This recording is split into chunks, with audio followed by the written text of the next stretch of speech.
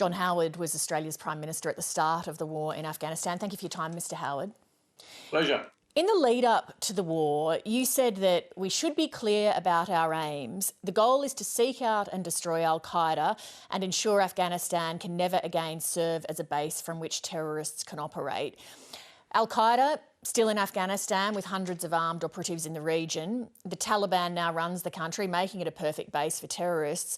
On your own objectives, there's no way this mission can be viewed as anything other than a failure, is there? I don't totally accept that. I understand the argument, but we've got to remember that since we went into Afghanistan, there is no evidence that a major terrorist attack has been orchestrated out of Afghanistan. There have been terrorist attacks, and there are undoubtedly elements of al-Qaeda still in Afghanistan. And the Taliban, of course, which on occasions is completely indistinguishable from al-Qaeda, is a very potent force. But the truth is that the great fear of the United States, of Australia, and of the West after the 11th of September, that there would be other attacks orchestrated out of Afghanistan, that has not materialised. So on that criterion, the mission, whatever may be said of it, has not been a failure.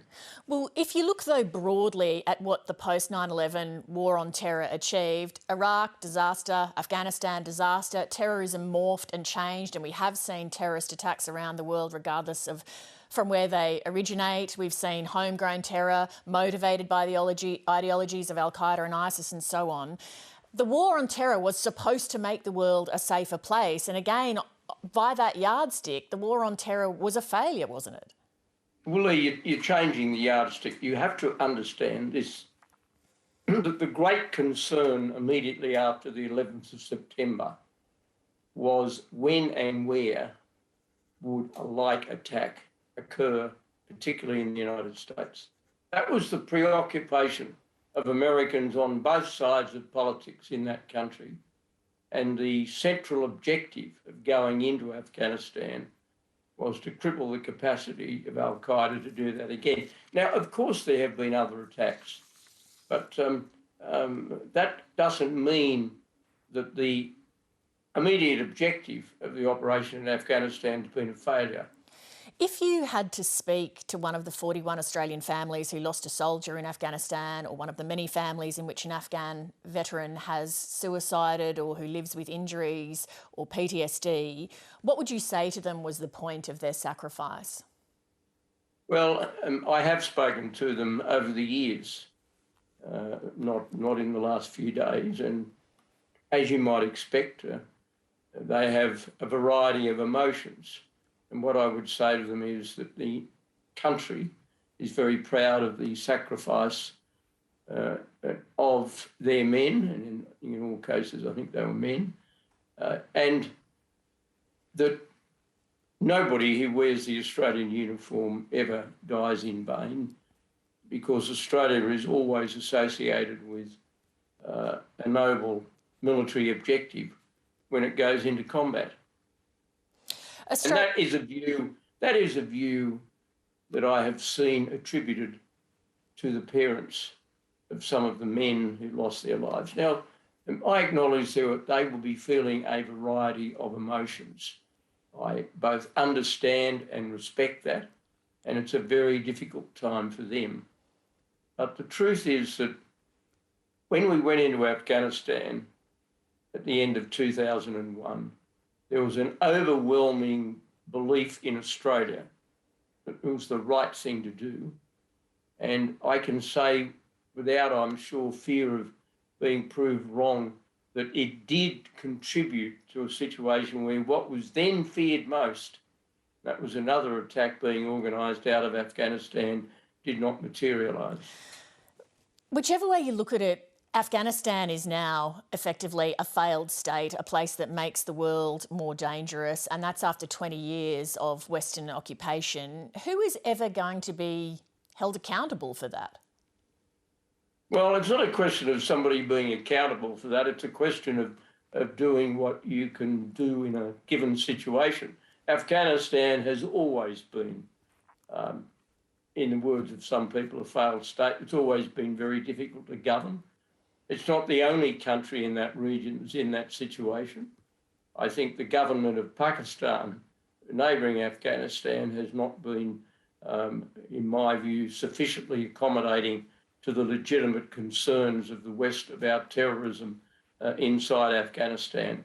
There are a lot of countries that can qualify for the description of being a failed state, and a country like Australia can only deal with situations as they arise and according to the circumstances of the time. Australia is in a last-minute scramble to try to evacuate all of the locals who worked with Australian forces. Why would anyone ever again put their life or their family's life at risk to assist Australian forces when they see the low priority they've been afforded in return? Well, I think you're making a judgment that can't be justified on the known facts. You're implying that the government's not trying. Well, we've had 20 years, Mr. Howard, to start evacuating those people who've helped us. What are you talking about? The people who've worked with us? Yes. Yes, but the people who we're endeavouring to evacuate, I must have misheard your question. I thought your question was about the attempts to pull people out now who've been working with us. It is. The question is about locals who've assisted Australian forces over the years who are now being scrambled out in the final kind of 11th hour or beyond. Well, Leigh, a lot of those people you talk about who helped over the years have, a number of those have already come to Australia. They all should have come though, shouldn't they? All of them. But yes, but Leigh, not all of them 5 years ago would have wanted to come, because they may have thought that their best interests were served in staying. You're making just a completely unfair generalisation about the behaviour of the government. Shouldn't we have been able to get out every person who worked with Australian forces out of that country? Who would want to be staying in that country now? Well, I think it is far too early to make a judgment about how we have fallen short of a goal that may or may not be justified as having been set. The government right at the moment, as you heard from the Prime Minister today, is involved in an airlift operation. It's difficult because there's no doubt that the collapse of the opposition to the Taliban has been very rapid. I've got some views about how that should never have been allowed to occur. I think the Americans were too hasty in winding down to zero their military involvement in Afghanistan. I think it could have been possible to have had a more orderly withdrawal, but we had to deal, obviously, with the situation that we faced. And I think it is quite unfair on the government to suggest that we haven't even bothered to help any of the people that helped us. Mr. Howard, we're out of time. We appreciate your time this evening. Thank you. Thank you. Hi, I'm Leigh Sales. Thanks for watching this story. If you'd like to watch more of 7:30's stories, they are on the left of your screen. And tap on the button below to subscribe and get the latest from ABC News.